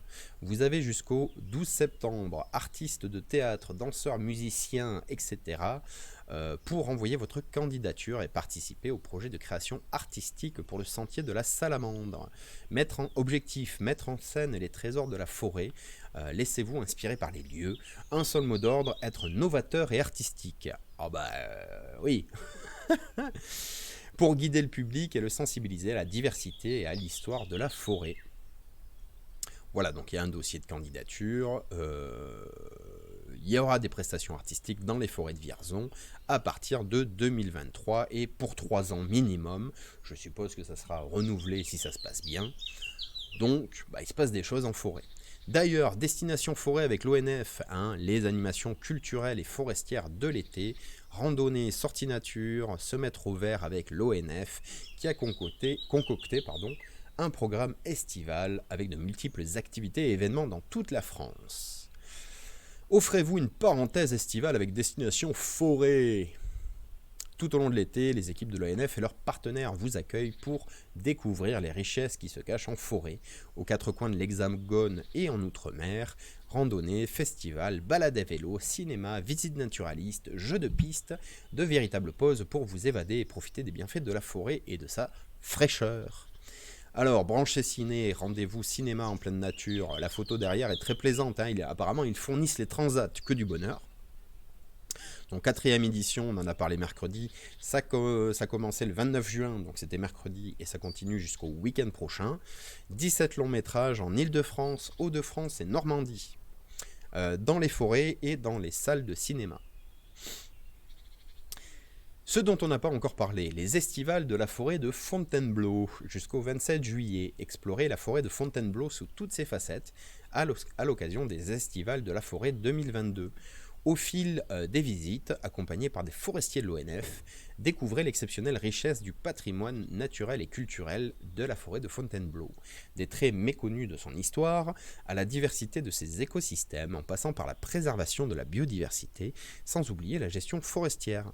Vous ne resterez pas insensible aux thèmes mis en lumière. Au total, 6 sorties vous attendent, entièrement gratuites. Elles s'adressent à tout public et vous feront changer de regard sur la forêt. Donc, le jeudi 30 juin, c'est passé, dommage. Regard sur les paysages d'hier à aujourd'hui. Mercredi 6 juillet, les Landes, tout le contraire d'une broussaille. Les Landes sont des milieux à haute valeur patrimoniale. Leurs intérêts sont multiples. Paysagers, écologiques, culturels.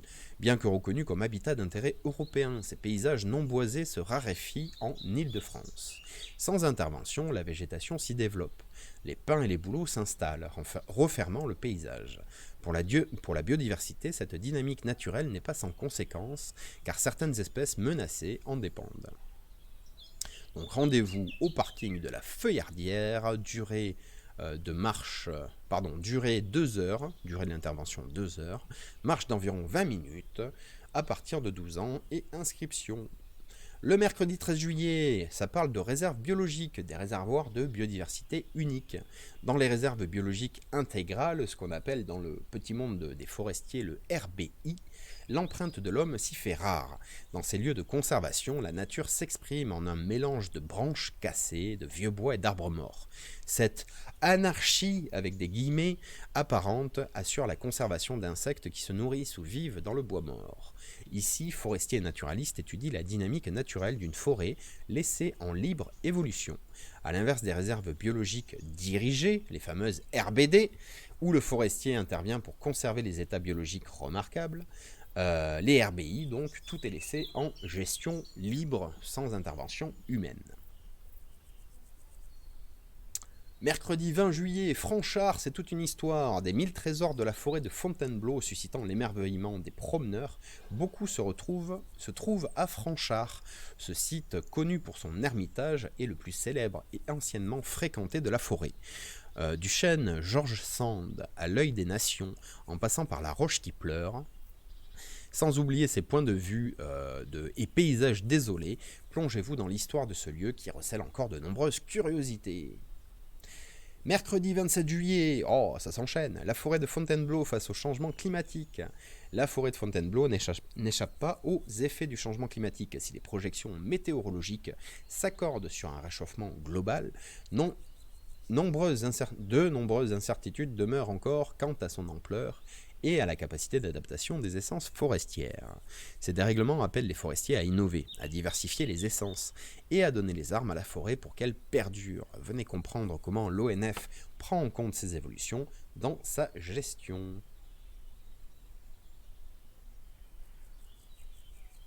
Ah bon?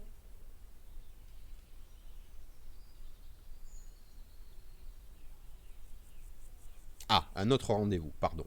Le plasticien Fabrice Hibert, membre de l'Académie des Beaux-Arts, livrera une performance artistique inédite en forêt de Mervent, en Vendée, le 2 juillet, dans le cadre de sa mission d'ambassadeur du fonds de dotation ONF Agir pour la forêt. À travers les TED Hibert se balade en forêt de Mervent, le grand public sera invité à découvrir la forêt de Mervent, connue pour la légende de la fée Mélusine, en compagnie des forestiers de l'ONF. Elle regorge de créatures tout aussi mystérieuses les unes que les autres, des lucanes cerfs-volants, des craches-sang, des genettes communes et des TED Hibert. Oh. Légende, fée, Mélusine. La légende de la fée Mélusine. Oh, c'est beau. Alors, la fée Précine, mère de Mélusine, jeta un sort à ses 3 filles pour avoir offensé leur père, Élinas, le roi d'Albanie. Alors, déjà, ça pose le contexte. Elle attribua à Mélusine la malédiction suivante. Chaque samedi, ses longues jambes se revêtiront d'écailles et prendront l'aspect d'une queue de serpent. Si on la surprenait dans cet état, jamais plus elle ne reprendrait forme humaine. Eh ben, on savait s'amuser, hein, à l'époque. Le Hêtre en fête, autre événement au cœur des grandes étrées normandes, les 2 et 3 juillet, la communauté Bray-Ewi et l'ONF soutiennent la première édition du festival Hêtre en fête. Elle aura lieu dans la forêt domaniale d'Ewi, à la pépinière de l'Essart. Cet événement invite à réfléchir sur l'avenir de nos forêts de hêtres, confrontées aux conséquences du changement climatique. Au programme, animations gratuites, ludiques et culturelles, des démonstrations de débardage à cheval, des balades en calèche, des balades comptées, des randonnées méditatives, jeux de piste, grimpe d'arbres, ateliers de création d'instruments, sculptures sur bois, ateliers land art, conférences sur la forêt et le changement climatique, 2 spectacles. Oh. Et alors attends, je retrouve pas.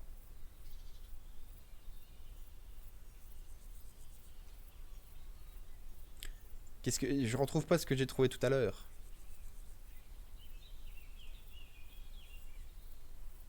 Bah pourquoi je le retrouve pas d'ailleurs? C'est scandaleux. On a dit quoi? Le être en fête, tout ça, les randonnées. Oui, on l'a vu ça. Bah attendez, il me manque quelque chose.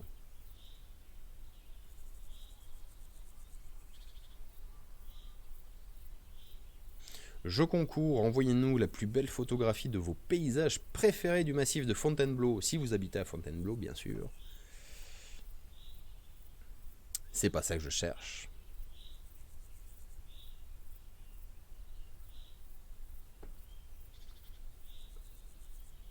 Ah bah tiens,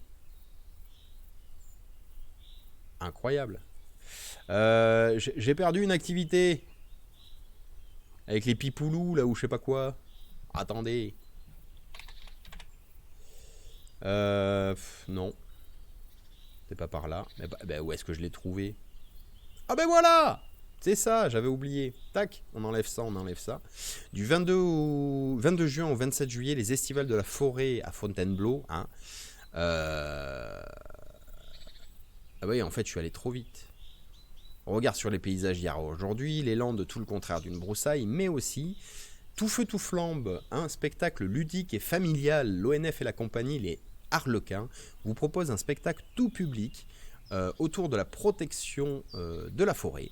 Tout feu tout flambe sensibilise le public au problème des feux de forêt, trop souvent dus à l'imprudence humaine. La pièce aborde de manière subtile les gestes simples pour les éviter. Le public se laisse porter par des personnages stimulant l'imagination qui nous aident à adopter les bonnes attitudes. On ne joue pas avec les allumettes, encore moins avec la forêt lorsque la sécheresse fait rage et que l'eau manque. Des lutins vont vite regretter d'avoir suivi les mauvais conseils de la méchante sorcière Cornelia. Elle leur a soufflé d'allumer un feu pour faire sécher leur linge. À la fois drôle et léger, le spectacle interpelle le public tout en transmettant les bons conseils à connaître à partir de 4 ans. Et alors du coup, c'est la compagnie des Lutinous. Alors les Lutinous, c'est des gens fantastiques. Je les connais pas. Mais, alors ils sont beaucoup sur Facebook, j'ai pas trouvé des vidéos en dehors, il me semble, à moins que j'en ai trouvé une tout à l'heure et puis je l'ai perdue.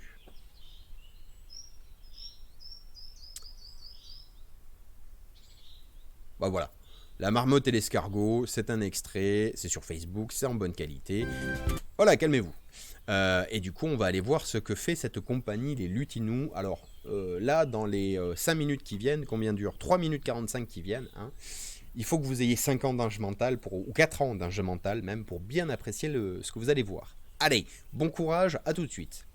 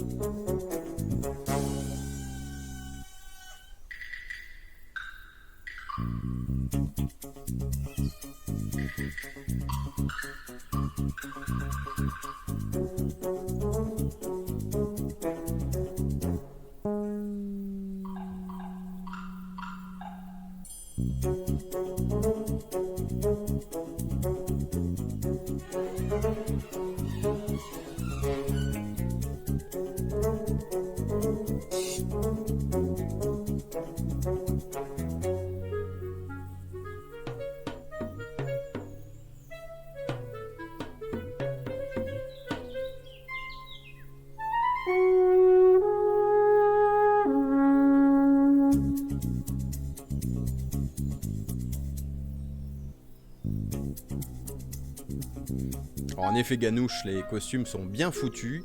Par contre, je suis pas sûr que ça soit la tenue la plus pratique pour aller randonner en montagne.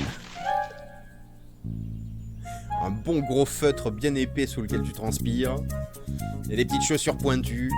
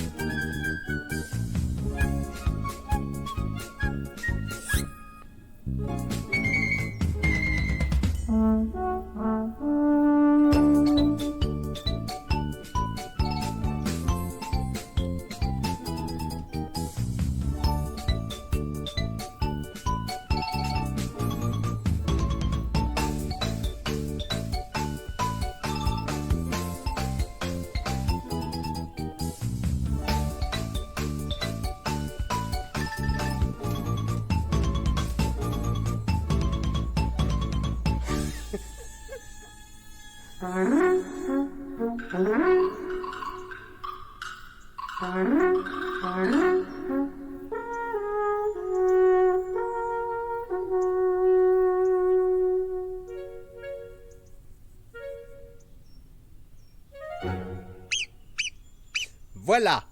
Bienvenue chez les Lutilous. Et le cri de la marmotte, évidemment. Et comme tu dis, ça doit sentir le ça doit sentir le lutin au bout d'un moment. Bref, ce sont des gens auxquels je comprends pas tout ce qu'ils font. C'est fini, on se calme. Je comprends pas tout ce qu'ils font. Par contre, c'est des lutinous, hein, compagnie spectacle pour enfants, apparemment ça marche bien, ça fait pas très longtemps, moi que je les ai découverts, et je n'ai pas l'impression que ça fait très longtemps qu'ils existent non plus, et du coup ils sont présents du 22 au 22 juin, alors c'était avant, au 27 juillet, et en particulier le... Ah bah c'est parti, c'est passé. Oh, désolé, je vous donne des infos qui sont passées, c'était le 22 juin.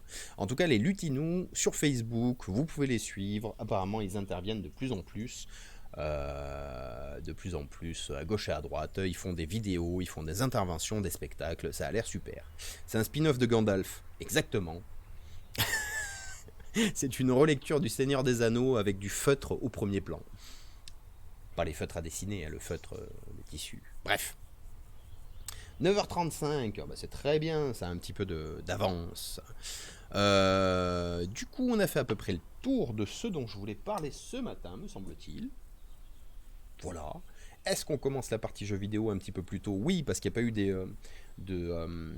d'observations botaniques, hein. On n'a pas fait de zoom aujourd'hui sur des plantes, tout simplement parce que ça fait 2 jours qu'il pleut dehors, c'était totalement délavé, que j'avais prévu de vous montrer des poacées, mais des poacées délavées, c'est pas fameux à manipuler déjà, et puis ensuite mais pourquoi je me justifie de ne pas avoir montré de plantes? C'est vendredi, voilà, c'était pas bien, j'avais pas envie.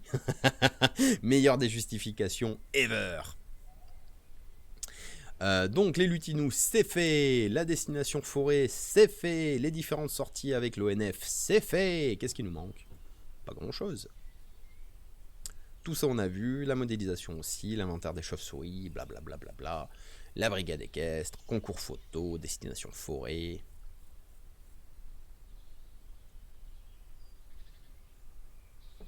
Tiens, c'était quoi ça? Face au feu de forêt, adopter les bons gestes avec l'ONF. Alors pourquoi ça m'attire l'œil? Parce qu'en ce moment, c'est la saison des feux de forêt. Et vous savez, ça a commencé. Je sais pas, on va mettre France Info, tiens, hop. Feux de forêt, France 3 Région, tac. Qu'est-ce qu'on a? Ah oui. Oui, une compilation. Ah.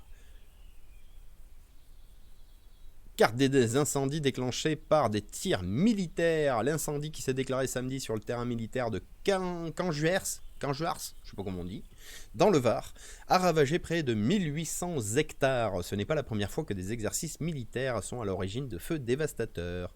Dans le camp de Canjuers, samedi 11 juin, le feu est parti d'un tir d'artillerie exécuté dans une zone d'entraînement dite polluée. La présence d'obus non explosés sur le terrain a rendu la mission des pompiers plus difficile et périlleuse. Un soldat du feu a été légèrement blessé par un éclat d'obus qui a traversé le pare-brise de son camion. Voilà, légèrement blessé par un obus, tout va bien. Donc avec ses 35 000 hectares répartis sur les hauts plateaux du nord varois, le complexe militaire dracénois est le plus grand d'Europe occidentale, situé à des dizaines de kilomètres des habitations. L'incendie est désormais maîtrisé, mais il a détruit 1800 hectares de végétation, en partie dans le parc naturel régional du Verdon. Le feu a détruit des secteurs de grande biodiversité aux portes d'une des pépites naturelles de France, un grand site dont les paysages et la biodiversité sont mondialement reconnus. 2 enquêtes ont été ouvertes, l'une par le parquet de Marseille du chef de destruction involontaire par incendie et l'autre par le parquet militaire.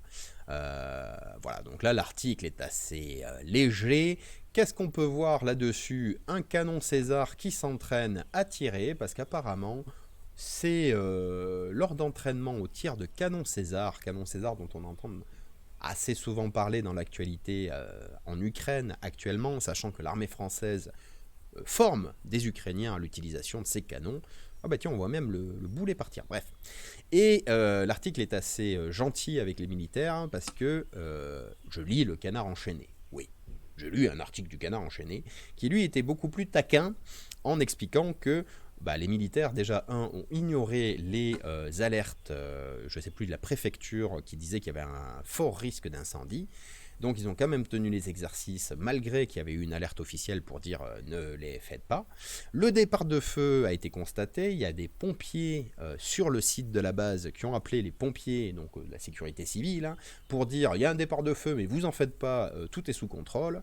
Et apparemment 1 heure plus tard ils ont rappelé pour dire inquiétez-vous parce que tout n'est pas sous contrôle.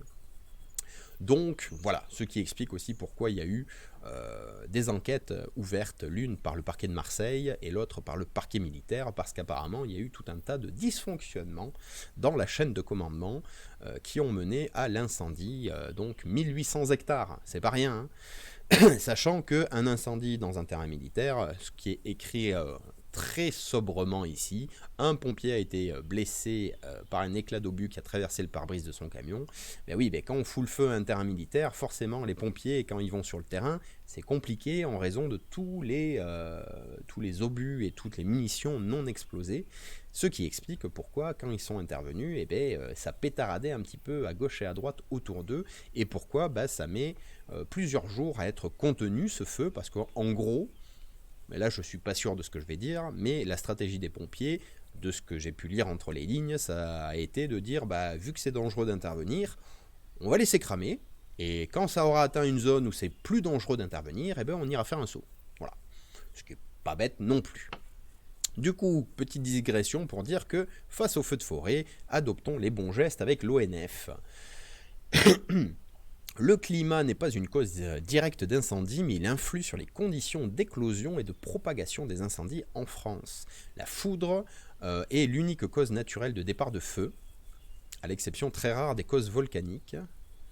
Oui, et elle concerne en moyenne moins de 10% des départs de feu. Cela signifie que 90% des incendies sont d'origine humaine. Alors je ralouillais un peu parce qu'il y a des processus naturels dans la forêt, je pense au maquis, au garrigue en particulier, où il y a accumulation de matière organique. Sous l'effet de la chaleur, il y a... ça y est, processus chimique qui dégage du méthane, voilà, je l'ai fait simple, et ce méthane, sous l'effet de la chaleur, peut s'enflammer de manière spontanée, ce qui crée des feux spontanés dans les massifs garrigues et j'ai oublié l'autre, maquis et garrigues, voilà. Mais bon, en tout cas, le chiffre à retenir, c'est 90% des incendies sont d'origine humaine, un barbecue aux abords des forêts, une cigarette jetée sur le sol, des travaux de bricolage. Tous ces comportements peuvent entraîner des départs de feu, se propageant violemment en cas de conditions météorologiques propices aux incendies de forêt. Le stockage de combustible près des maisons, le bois de cheminée, les peintures, les citernes de gaz ou autres peut être un facteur aggravant. Voici quelques bonnes pratiques à respecter ci-dessous. Une vidéo de 30 secondes, parfait pour le format internet et les gens d'aujourd'hui qui ne sont pas capables de se concentrer plus de 1 minute. C'est pour ça que j'ai fait le choix d'émissions de 3 heures. Bravo. 9 feux de forêt sur 10 sont d'origine humaine. Merci. Pour éviter les départs de feu, oui. J'organise mon barbecue loin de la végétation qui peut s'enflammer. Jusqu'ici, ça se tient. Je jette mes mégots dans un cendrier et non au sol. Je suis civilisé. Je réalise mes travaux loin de la végétation qui peut s'inflammer. J'aime être dans mon hamac. Si je suis témoin d'un début d'incendie, je donne l'alerte en Toujours. appelant les secours. Ayons les bons réflexes. Voilà. Donc, conseil de l'ONF. 1. Peut s'enflammer. Je suis intelligent. 2. Je suis civilisé. 3. Je suis feignant. Et 4. Je suis civique et alerte. Voilà, vous avez les conseils pour l'été. Merci l'ONF. Le public n'a pas toujours en tête l'existence d'un risque d'incendie en forêt. On constate souvent lors de nos tournées de surveillance réalisées par les forestiers de l'ONF la méconnaissance du public sur le risque de faire un feu en forêt. Chaque année, nous devons rappeler des mesures de prudence élémentaires. Chaque citoyen doit donc être acteur de la prévention par des précautions convenables et des comportements responsables, ce qui passe par une connaissance des dangers, des interdits et des obligations.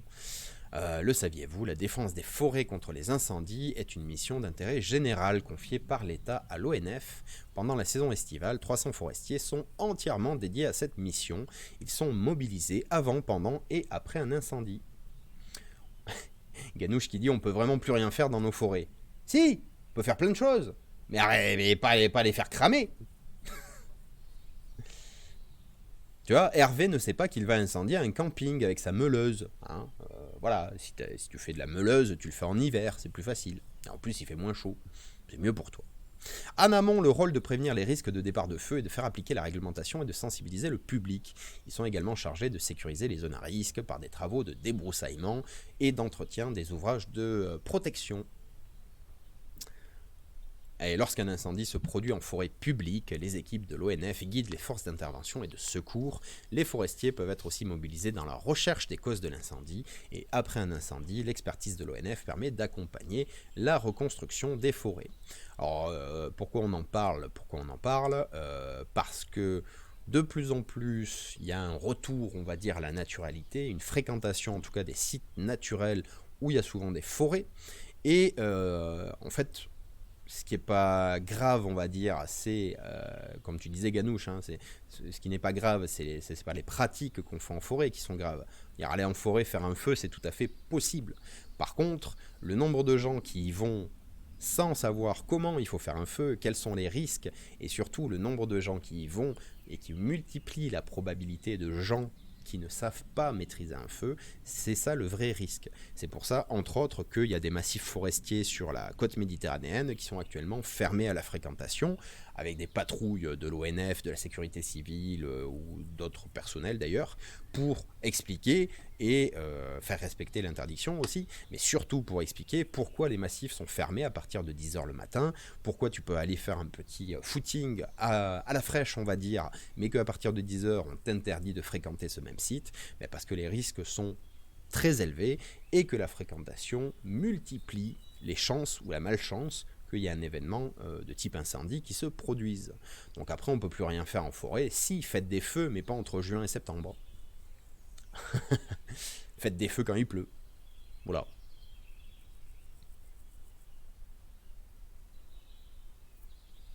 Ah. Là, j'aime bien. Brin, 9h46. Eh bien, on va passer à la partie jeux vidéo. Ah oui, et de plus en plus, entre la maîtrise du feu et les déchets laissés au KLM aux alentours des foyers. Oui, alors ça... l'année dernière, non, il y a 2 ans, j'avais travaillé sur un cas d'étude, un site avec une cascade dans un petit village de zone méditerranéenne, cascade très sympathique, mais très peu d'aménagement pour la fréquentation du public. Et du coup, c'est un site qui avait été popularisé par X raisons, mais entre autres par Internet, avec des influenceurs, on va dire, qui aiment beaucoup le voyage, la randonnée, et qui ont beaucoup parlé de cette zone-là. Et donc la fréquentation de cette petite cascade, parce que c'est pas un gros truc, on n'est pas sur le cirque de Gavarnie, on est plutôt sur une petite cascade de village que les gamins du village connaissent, mais pas forcément tout le monde, bien s'est mis à recevoir, je sais plus, je crois que c'était 8000 personnes par jour. Enfin, un truc de folie, quoi, une fréquentation hallucinante, sachant qu'il n'y avait pas de chemin balisé, donc les gens marchaient un petit peu partout. Donc ça, déjà, pour la préservation de l'écosystème, c'est pas terrible. Qu'il n'y avait pas de sécurisation. Donc les gens allaient se baigner, mais c'est un peu à l'arrache, et qu'en plus on est dans une zone méditerranéenne entourée de bois qui sont facilement inflammables. Et du coup, il y avait une grosse problématique sur cet endroit-là de préservation du milieu, de sensibilisation du public aux problématiques et de protection du risque incendie. Et en discutant avec les gens, donc les forestiers qui intervenaient sur ce secteur, parce qu'il y a eu des balades, pas des balades, je sais plus comment on appelle ça, mais des éco-gardes, on va dire, qui tournaient pour sensibiliser les gens et essayer de canaliser un petit peu ce public-là. Ils disaient, en fin de journée, ce qu'on retrouve le plus, c'est des déchets et des cacas. Voilà, parce qu'il n'y a pas de toilette dans le coin. Donc les gens, ils vont dans un buisson, ils font caca, et puis en avant quoi. Et donc du coup, il y avait une pollution massive de ce site-là, en plus d'avoir un très fort risque d'incendie, avec 8000 personnes qui sont certes sur un point d'eau, mais s'il y a le feu, elles sont littéralement bloquées, parce que le chemin qui accède, c'est un cul-de-sac. Donc ça c'est très mauvais dans la gestion des forêts et le risque incendie. Il ne faut pas que tes chemins soient en cul-de-sac, surtout si tu as, enfin non, en cul-de-sac, voie sans issue, hein, surtout si tu as une forte fréquentation du public, parce que ça donne lieu à des mouvements de foule, et puis surtout ça complique l'intervention des secours. Bref, voilà le genre de problématiques face auxquelles les gestionnaires forestiers peuvent tomber, c'est-à-dire qu'eux ils sont là pour gérer la forêt, point. Mais ils vont être confrontés à une fréquentation touristique, à des comportements inappropriés, à un risque des FCI, à une protection de l'environnement, etc., etc., etc. Et ça s'accumule, ça s'accumule, ça s'accumule. Donc là, est-ce qu'on sort pas un peu du rôle du forestier? Bref, finissons là-dessus en disant non, en effet, on ne peut plus rien faire dans nos forêts entre juin et septembre pour conserver nos forêts, justement. Et là où c'est rigolo, là où c'est inquiétant, c'est mieux, c'est que là je parle d'un exemple en zone méditerranéenne, donc évidemment zone très sensibilisée et très concernée par les incendies depuis très longtemps, mais avec le réchauffement climatique, on a des zones de potentiels incendies qui sont en train de s'étendre et qui arrivent même dans le Limousin. Donc la DFCI, la défense forestière contre l'incendie, est en train de se développer dans des départements qui, avant les années 2000, n'étaient pas vraiment concernés par des feux de forêt. Et je crois que j'en ai déjà parlé, mais dans le Limousin, il y a eu des exemples de départ de feux de forêt qui sont pile poil dans ce qui est dit ici. Hervé ne sait pas qu'il va incendier un camping avec sa meuleuse. Un des derniers feux de forêt en Corrèze dont j'ai entendu parler, c'est un type qui débroussaillait, il a tapé un caillou, ça a fait une étincelle, ça a foutu le feu. Voilà. Alors, on n'en a pas entendu parler, je crois, au JT, parce que ça a été un feu de très petite intensité, par rapport à des centaines d'hectares qui brûlent. Là, je pense qu'il n'y a eu que quelques hectares qui ont été impactés, mais c'est le genre de pratiques qui, maintenant, sont à réfléchir. Et ça, il faut sensibiliser les populations, hein, parce que on voit bien qu'il fait de plus en plus chaud, mais on ne se questionne pas forcément sur est-ce que nos activités vont mettre en péril une partie de l'écosystème. Bref, en gros, restez chez vous. Hein. Cet été, pour pas mettre le feu, restez chez vous. Faites des barbecues dans votre salon. Entraînez-vous dans votre salon et ensuite, allez dehors.